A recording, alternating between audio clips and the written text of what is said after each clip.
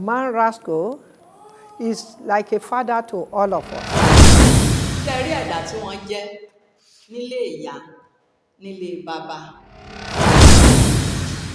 Irú wọn, mo ti kà ń bì kan rí pé ẹ̀ẹ̀kan nírú wọn máa ń wáyé nínú 100 ọdún níbi tán special dé.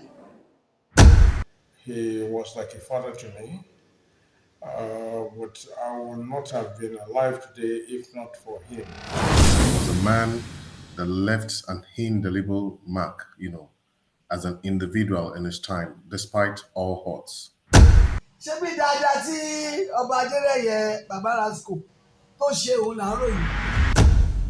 Baba was too kind. He was a very kind man. For that, people now deferred to him. People respected him. People now loved him.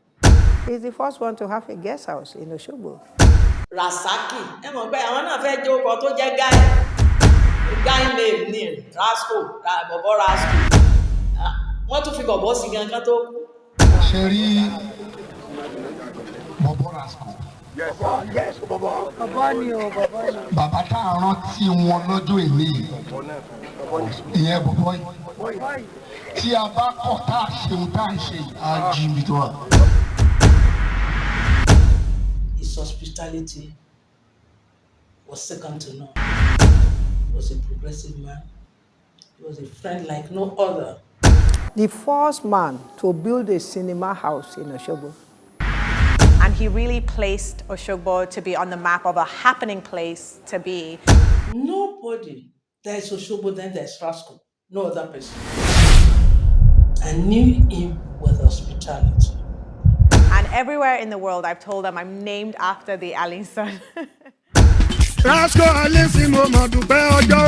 Rasco alissimo madupe eche. Rasco alissimo madupe ojo.